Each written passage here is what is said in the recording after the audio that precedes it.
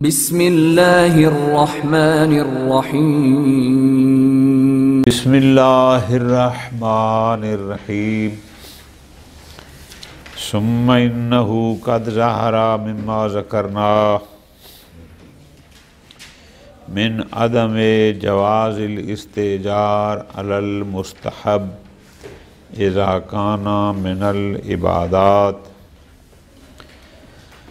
نوع خامس اخذ اجرت علی الواجبات۔ یہ 8-9 دن جتنا ہم نے پڑھا ہے 10 دن، یہ ساری بحث در حقیقت اس آج کے درس کے لیے تھی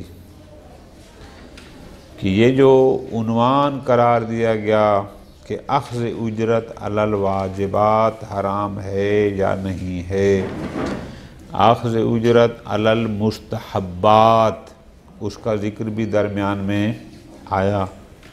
کون سا واجب کون سا مستحب مراد ہے وہ بھی بتایا کہ جس کا نفع مستحجر کو ملتا ہو، یہ اس کی بات ہے، ہر ایک کی بات ہے۔ بہت مزیدار بات ہے آج، اور انشاءاللہ کل اس کا اختتام ہوگا۔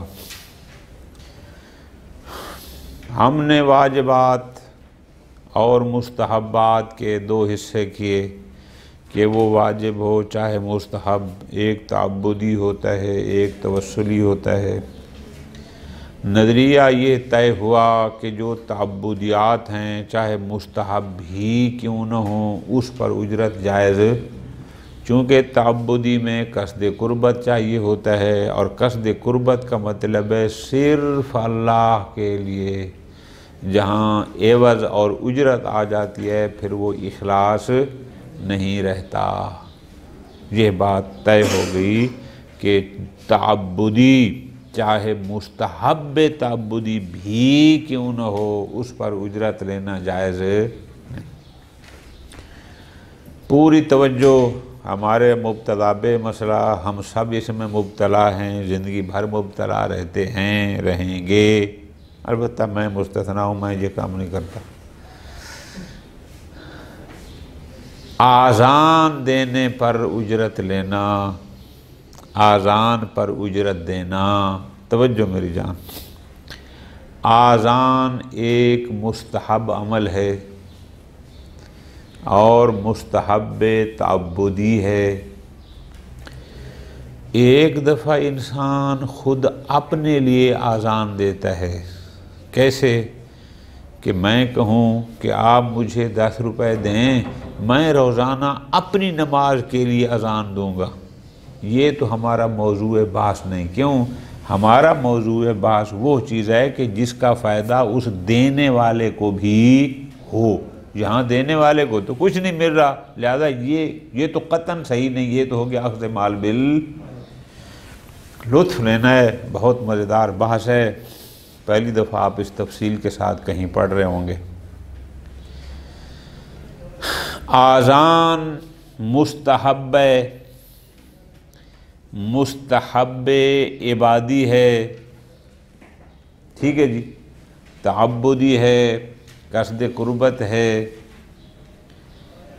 انجمن والے یا کوئی ایک شخص کسی ایک بندے کو پیسے دیتا ہے، میں آپ کو 10,000 روپیہ ماہانہ دوں گا، آپ نے لاؤڈ سپیکر پر آذان دینی ہے تاکہ میری آنکھ نماز کے لیے کھل سکے۔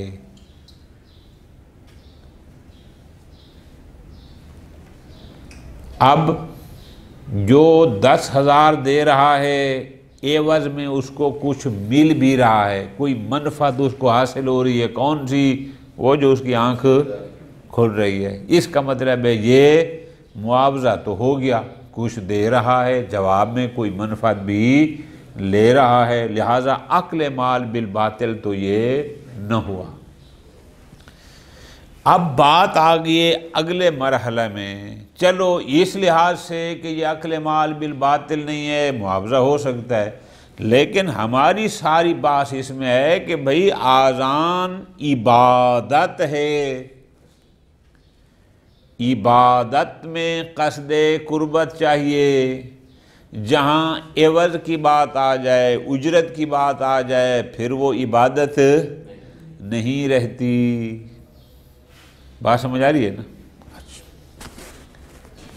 اب اسی میں ساری بحث ہے جو آج ہم کلوز کریں گے، وہ یہ ہے کہ وہ جو 10,000 دے رہا ہے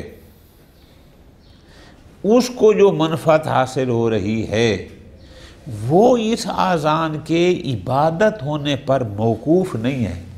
کیوں؟ یہ بندہ اگر سپیکر پر آذان دے، بے شک بے قصد عوض دے، قصد قربت نہ بھی کرے، تو بھی اس کو تو منفعت حاصل ہو رہی ہے نا۔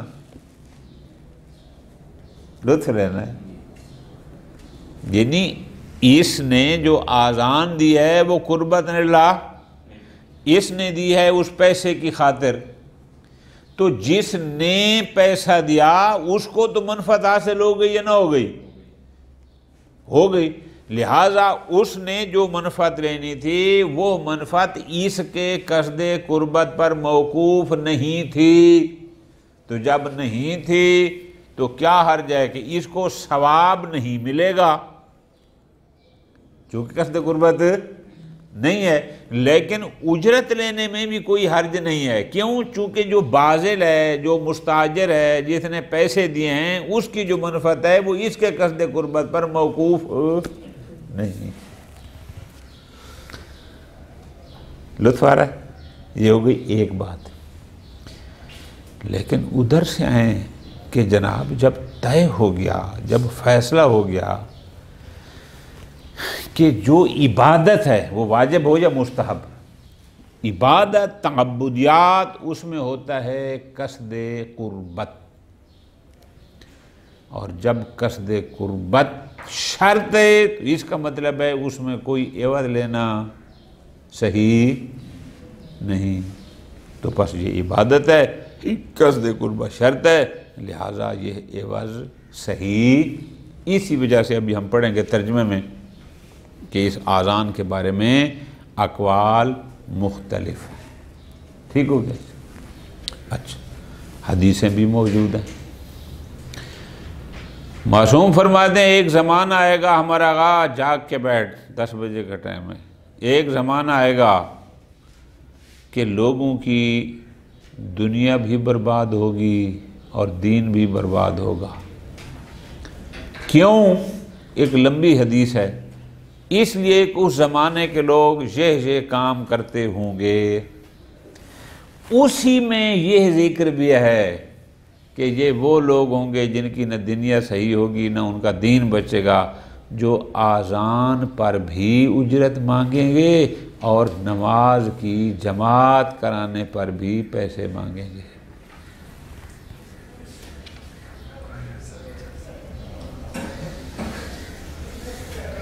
تو بسرا میں نہیں کرتا، بس حدیث کی حد تک۔ ایک اور حدیث میں لکھ کے لائیں، وہ بھی سناتا ہوں آپ۔ شیخ اعظم بحث کر رہے ہیں، لگتا ہے وہ بھی پیش نوازوں سے ڈر گئے ہیں، تھوڑی سی لمبی بات نہیں کی۔ یہ روایت حسنہ ہے جس میں یہ ذکر ہے، اور بھی روایات ہیں، جو میرے پاس ہے وہ روایت صحیح ہے کہ جس میں امامت پر اجرت لینے کو ناپسندیدہ قرار دیا گیا ہے، لہذا فلاں فلاں فلاں فلاں بزرگوار کہتے ہیں چونکہ اقامہ جماعت، نماز با جماعت پڑھنا اور پڑھانا یہ ایک مستحب کام ہے، اور امام صاحب اگر کہتا ہے کہ میں جماعت کراتا ہوں لیکن 20,000 ماہانہ لوں گا جماعت کرانے کا،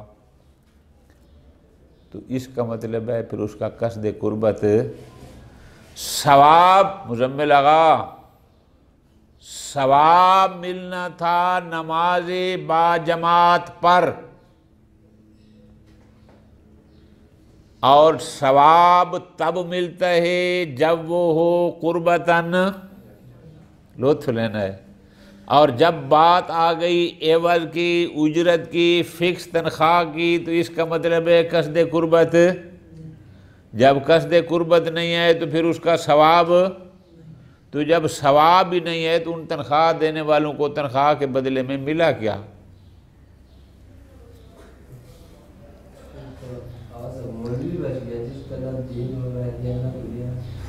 میں کوئی تبصرہ نہیں کر رہا، بات ہے کل بچائیں گے، آج پھنسائیں گے مولوی کو، کل اس کو بچائیں گے۔ کیا فائدہ ہے؟ کیا آپ 4% کے حصول کو فائدہ کہتے ہیں؟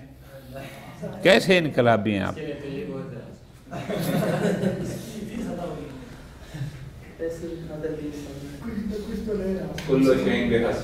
آگے دیکھنا، چل ہم زیادہ تب سے نکلے تو ہو سکتے کل کو پیش نماز یہ ریکارڈنگ سن لے، پھر ہمارے خلاف ایک مال بن جائے۔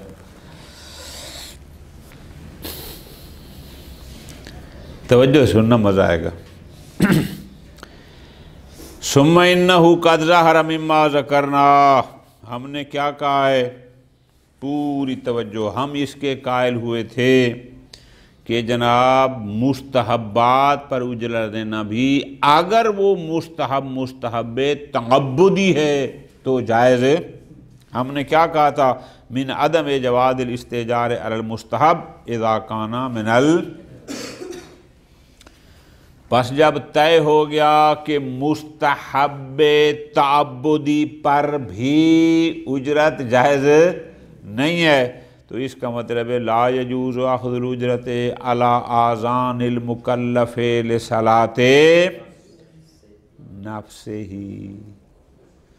اگر ایک بندہ آذان دیتا ہے، توجہ میری جان، لنفسہ ہی، اپنی ذات کے لیے، او آذان الاعلام سے ہٹ کر، ایک تو ہوتے ہیں جو سپیکر پر دوسروں کے لیے نہیں، ایک ہوتا ہے اپنی ذات کے لیے، اپنی ذات کے لیے آذان دینا ہے، ویسے مستحب ہے، اس میں کوئی شک نہیں ہے کہ اجرت صحیح نہیں۔ کیوں؟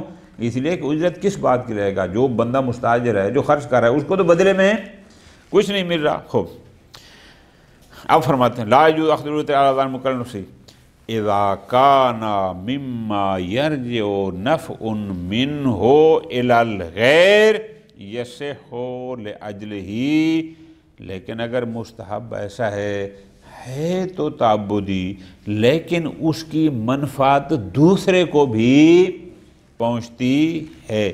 کیسے؟ کل اعلام، کہ وہ آذان اپنی ذات کے لیے نہیں دے رہا، وہ آذان دے رہا ہے اعلام بدخول الوقت، کہ بھئی نماز کا وقت ہو گیا، یہ بتانے کے لیے۔ اول استدعاء بہ فی الصلاۃ، یا اس لیے کہ اذان ہو گئی بس یہی کافی ہے، نئی اذان کی ضرورت نہیں ہے، تم اسی سے نماز شروع کر سکتے ہو اقامت کہہ کے آخری۔ بات سمجھ آ گئی؟ تو اب اپنے لیے یہ تو ہو گیا جہاں۔ اب فرماتے ہیں، اب پھر واپس جانا ہے۔ وَقَضَا آذان المکلف، بعض حضرات کہتے ہیں کہ جیسے اپنی ذات کے لیے آذان دے اور اس پر اجرت جائز نہیں ہے، وَقَضَا، قضا کا ترجمہ آپ نے یوں کرنا ہے، یعنی وَقَضَا لا یجوز اخذ الاجرہ، اسی طرح اجرت جائز نہیں ہے، کس پر؟ علی آذان المکلف للاعلام عند الاکثر، شہید نے ذکرہ میں، ترجمے میں غور کرنا، شہید نے ذکرہ میں کہا ہے اکثر کے نزدیک مکلف کا اعلام کے لیے جو آذان دیتا ہے تاکہ لوگوں کو پتہ چل جائے وقت ہو گیا ہے، اکثر کہتے ہیں اس پر اجرت جائز نہیں، ذکرہ میں عدم جواز کی نسبت دی اکثر کی طرف۔ ترجمے پہ غور۔ وعلی الاشہر کما فی الروضہ، شہید ثانی نے شرح الامہ میں عدم جواز کو نسبت دے کر کہا کہ علی الاشہر، مشہور کے مقابلے میں اشہر یہ ہے کہ یہ اجرت جائز نہیں۔ اچھا، هو المشہور کما فی المختلف، علامہ نے مختلف میں اس عدم جواز کو مشہور کہا ہے۔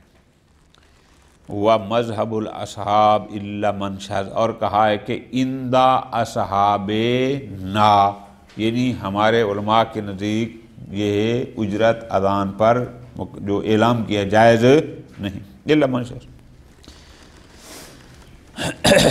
کما انہو، جیسا کہ انہوں نے مختلف میں بھی کہا، وَأَن جامع المقاصد، محقق ثانی نے بھی جامع المقاصد میں یہی کہا کہ اندہ اصحاب نا، وَبِالْإِجْمَاعِ كَمَا أَن مَحْكِيِّ الْخِلَافِ، شیخ طوسی کی خلاف میں کیا حکایت کیا گیا کہ اجماع ہے کس پر؟ آذان الاعلام پر اخذ اجرت کے عدم جواز پر۔ اب یہ چند بزرگان کے نام آ گئے کہ یہ سارے کہتے ہیں کہ اس پر ادھر رہنا جائز، کیوں جی؟ وجہ فرماتے ہیں بناءً، یہ دلیل ہو گئی عدم جواز اجرت کی۔ وہ کہتے ہیں انہا عبادت، یہ آذان عبادت ہے، یعتبر فیہا وقوعہا للہ، اس میں شرط ہے کہ یہ صرف اور صرف اللہ کے لیے انجام دی جائے، لہذا فلا یجوز ان یستحق الغیر، جائز نہیں ہے کہ کوئی بندہ پیسے دے کر اس عبادت کا مستحق بن جائے، اصلاً یہ درست ہی نہیں۔ وفی روایت زید بن علی عن آبائہ عن علی علیہ السلام، توجہ کے ساتھ، انہ اتاہ رجل، ایک شخص امیر المومنین کی خدمت میں آتا ہے، فقال له واللہ انی احبک للہ، اللہ کی قسم یا علی میں آپ سے قربتاً الی اللہ محبت کرتا ہوں۔ فقال له، امیر المومنین نے فرمایا لکنی ابغضک للہ، میں قربتاً الی اللہ تمہیں مبغوض سمجھتا ہوں، تمہیں ناپسند کرتا ہوں۔ قال ولما، کیوں مولا، میں تو اللہ کے لیے آپ سے محبت کرتا ہوں۔ فرمایا جواب میں، اس لیے لأنک تبغی فی الآذان اجرا، تو وہ ہے جو آذان پر لوگوں سے، اور اگلی بات یہ جو اکیڈمی چلا رہے ہیں، وَتَأْخُذُ عَلَىٰ تَعْلِيمِ الْقُرْآنِ اجرا، ترجمہ نہیں کرتا، سب کو سمجھ آ گئی، حدیث ہے، میں تو کچھ نہیں کہا۔ وفی روایت حمران، امام جعفر صادق علیہ السلام سے یہ روایت ہے، الواردہ فی فساد دنیا و اضمحلال الدین، حدیث لمبی چوڑی ہے، جس میں کہا کہ ایک زمانہ آئے گا کہ جس زمانے میں لوگوں کی دنیا بھی فاسد ہوگی، اضمحلال الدین، اور دین نابود ہو جائے گا۔ کیوں؟ جب اس زمانے کے لوگ یہ لمبی حدیث ہے، اس میں یہ بھی ہے کہ یہ وہ زمانہ ہوگا جس میں دنیا بھی فاسد ہوگی اور دین بھی مضمحل ہو جائے گا۔ وَرَأَيْتَ الْآذَانَ بِالْآجِرِ، تو دیکھے گا کہ لوگ آذان بھی پیسے لے کر دیں گے، وَالصَّلَاةَ بِالْآجِرِ، اور لوگوں کو نماز بھی پیسے لے کر پڑھائیں گے۔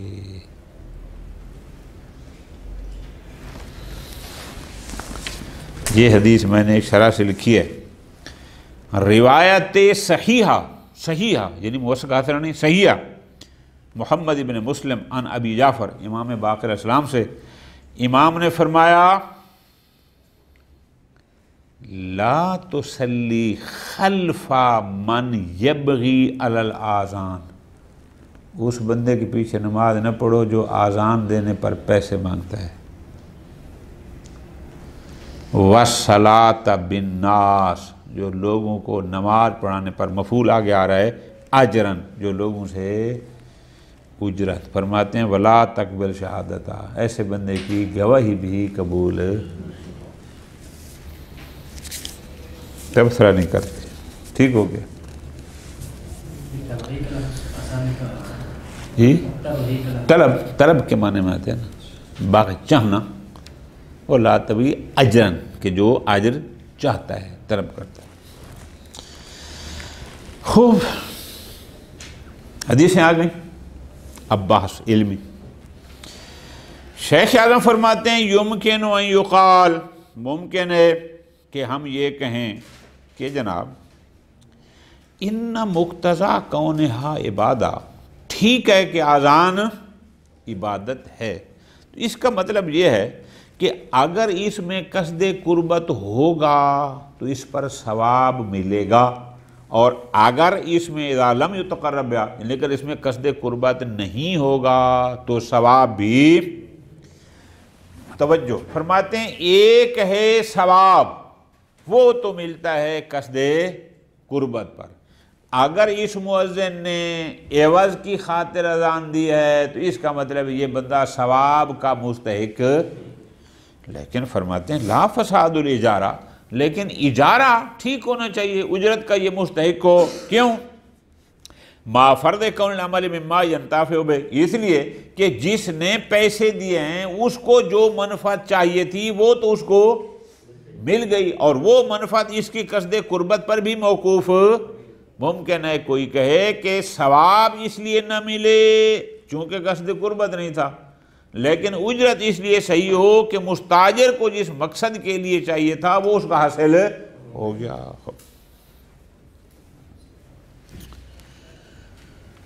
آگے فرماتے ہیں لو قلنا بأن الاعلام بدخول الوقت المستحب کفایتاً، کوئی کہے کہ بھائی یہ آذان الاعلام اس لیے آذان دینا کہ لوگوں کو نماز کے وقت کا پتہ چل جائے، یہ از خود مستحب کفائی ہے. وقت اذان کے بارے میں لوگوں کو اطلاع دینا یہ بھی مستحب ہے اور مستحبات کفایہ میں سے. ولا یتأتی بالاذان الذی لا یتقرب به، اور وہ آذان ہی نہیں ہے جس میں قصد قربت نہ ہو. لیکن لیس کذالک، لیکن آگے فرماتے ہیں کہ البتہ یہ دلیل مضبوط نہیں ہے. کیوں؟ اعلام بغیر قصد قربت کے بھی کیا جا سکتا ہے، لوگوں کو اطلاع اس کے بغیر بھی دی جا سکتی ہے. اچھا اب واپس آ جاؤ. چلو دو روایتیں ہم نے پڑھی، ایک زید بن علی کی اور ایک روایت حمران. جو زید بن علی والی روایت ہے وہ روایت ضعیفہ ہے چونکہ وہ زیدی مسلک کے لوگ تھے، امامیہ نہیں تھے الی آخر. وَمِنْ هُنَا اسْتَوَجَّهَ لَكُمْ بِالْكَرَاهَةِ فِي ذِكْرَى، شہید اول نے ذکرہ میں، سید محمد عاملی نے مدارک الاحکام میں، محقق اردبیلی نے مجمع البرہان والفائدہ میں، علامہ مجلسی نے بہار میں آذان پر اجرت کی کراہت کا قول کیا ہے، اس روایت کے ضعف کی وجہ سے. بعد آن ہو کے آن علم الہدا یہ بعد حقا، جبکہ صاحب بہار نے سید مرتضیٰ علم الہدا سے بھی اسی کراہت والے نظریے کو حکایت کی. خوب اچھا چلو یہ تو ہوگی ختم. اب اگلی وَلَوِ اتَّضَحَتْ دَلَالَةُ الرِّوَایَاتِ، لیکن جناب وہ جو روایت حمران ہے وہ تو ضعیف نہیں ہے. دوسری روایت جو میں نے ابھی آپ کو صحیح ہے محمد ابن مسلم پڑھ کے سنائی وہ تو صحیح ہے. اگر ان کی دلالت کلیئر ہو گئی کہ اخذ اجرت اذان پر صحیح نہیں ہے تو یہ جو روایت زید بن علی والی ضعیف تھی، امکنا جبر و سند الاولا، پھر اس کے ضعف سند کا جبران شہرت سے ہو جائے گا. جبکہ روایت حمران حسنۃ، وہ روایت حسنہ میں شمار ہوتے ظاہر ابن عاشور. بات سمجھ آ گئی؟ اب لطف لینا ہے، آخری سطر میں شیخ اعظم کا رجحان کس طرف گیا کہ اذان پر اجرت نہیں لینی چاہیے. وَمِنْ هُنَا يَظْهَرْ وَجْهُ مَا ذَكَرُوهُ فِي هَذَا الْمَقَامِ. اس کے بعد تو مستحب تعبدی کی چل رہی تھی. بس اگر آذان پر اجرت لینا صحیح نہیں ہے تو وہ جو علماء کرام فرماتے ہیں کہ من حرمت اخذ الاجرت علل، کہ امامت پر اجرت لینا جائز اگر آذان پر نہیں ہے تو پھر امامت پر ہی، جیسے وہ مستحب تھی ویسے یہ بھی مستحب. مضافاً الی موافقت حال القاعدہ، اور پھر یہ اس قاعدہ کیا تھا کہ ہر وہ مستحب جو مستحب تعبدی ہو واجب تبو کی طرح اس پر اجرت جائز نہیں ہے، تو یہ بھی اسی طرح ہے، موافق ہے. اور دوسرا ان ما کان الانتفاع، توجہ آگا بہت مزیدار دلیل کو ذرا سمجھنا، کہ ان ما کان انتفاع الغیر بہ موقوفاً علی تحققہ علی وجہ الاخلاص. دلیل کو ذرا سمجھنا کہ غیر، آپ غیر کا ترجمہ کر لیں باذل مستاجر، کہ وہ غیر، وہ مستاجر، وہ باذل اس عامل کے عمل سے تب فائدہ اٹھا سکتا ہے کہ اگر اس کا عمل قربتاً الی اللہ ہو. اگر وہ قربتاً اللہ اس کا عمل نہ ہو تو اس سے اس کو کوئی فائدہ. اچھا اب غور کرو، اگر ایسا ہے تو لا یجوز الاستجار علیہ، پھر اس پر اجرت جائز نہیں ہوتی. کیوں؟ لأن شرط العمل المستاجر علیہ، جب ہم کہتے ہیں کہ فلاں کام پر اجارہ صحیح ہے تو اس میں شرط یہ ہے کہ اس عمل میں، عبارت کو چھوڑو میری غور کرنا، اس عمل میں یہ صلاحیت ہو کہ عامل مستاجر کی خاطر اس کو انجام دے سکتا ہو، اور جو تعبدی ہوتا ہے وہ غیر خدا کے علاوہ کسی اور کی خاطر انجام نہیں دیا جا سکتا. اب اس کی تطبیق کرو محل باس پر. جس نے پیسے دیے ہیں اس کو جماعت کا ثواب تب ملے گا کہ جب جماعت منعقد ہوگی، ٹھیک ہوگا. اور جماعت تب صحیح ہوتی ہے کہ امام جماعت امامت کے لیے قصد،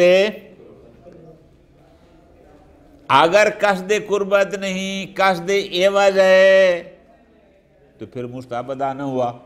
تو جب مستحب ادا ہی نہ ہوا اس پیسے دینے والے کو کیا ملا؟ توجہ. فرماتے ہیں ما کان من کبیر العبادت، جتنے بھی اعمال تعبدی ہوتے ہیں ان میں غیر قابل، یعنی ان میں یہ صلاحیت ہی نہیں ہوتی کہ وہ غیر اللہ کے لیے انجام دیے جائیں. عبادت یعنی صرف اللہ کے لیے، اور جو غیر اللہ کے معاہدے کی وجہ سے ہے پھر وہ عبادت. سمجھ آ گئی بات؟ مجھے جو سمجھ ہے کہ شیخ اعظم اس مسئلہ اجرت الی الامامت پر کلیئر ہیں. دیکھو نا، کوئی کیل کال فلاں اذان پر تھوڑی سی بات کی ہے، اس میں کوئی بحث نہیں کی. ٹھیک ہو گیا. یہ ہے مسئلہ. اب جو پریکٹیکل ہو رہا ہے اس کی کیا توجیہ ہوتی ہیں، پھر وہ کیسے ہوتا ہے، یا ہو سکتا ہے موجودہ فقہا کا نظریہ اس سے مختلف ہو، وہ پھر علیحدہ بات ہے، وہ دیکھا جا سکتا ہے. اللہ کو ماننا، باقی بے شک کسی کو نہ ماننا، یہ ہماری آپ کو وصیت ہے، نصیحت ہے. اللہ کا انکار نہیں کرنا انقلاب کے چکر میں کہ ہم اللہ کو نہیں مانتے. اللہ کو تو مانیں گے نا، جب اس کو بھی نہیں مانیں گے. وہ تو اللہ کو تو ماننا ہی دلیل سے ہوتا ہے نا، تقلید سے تو نہیں ماننا ہوتا. ثم ان من الواجبات التي يحرم اخذ الاجرة عليها عند المشہور، فرماتے ہیں ایک اور واجب کہ جس پر اخذ اجرت مشہور کے نزدیک جائز نہیں ہے، ایک نہیں دو ہیں، وہ ہے تحمل الشہادہ۔ توجہ کرنا میری جان، ایک ہوتا ہے تحمل شہادت، ایک ہوتا ہے ادائے شہادت۔ تحمل شہادت کا مطلب ہوتا ہے گواہ بننا، ادائے شہادت کا مطلب ہوتا ہے گواہی دینا۔ مثلا ایک بندہ دوسرے بندے کو قرضہ دے رہا ہے اور وہ کہتے ہیں بھائی جان آپ آئیں اور اس میں ہمارے گواہ بن جائیں، یہ ہو گیا یعنی وہ جو گواہی کو تحمل کرنا یعنی گواہ بننا۔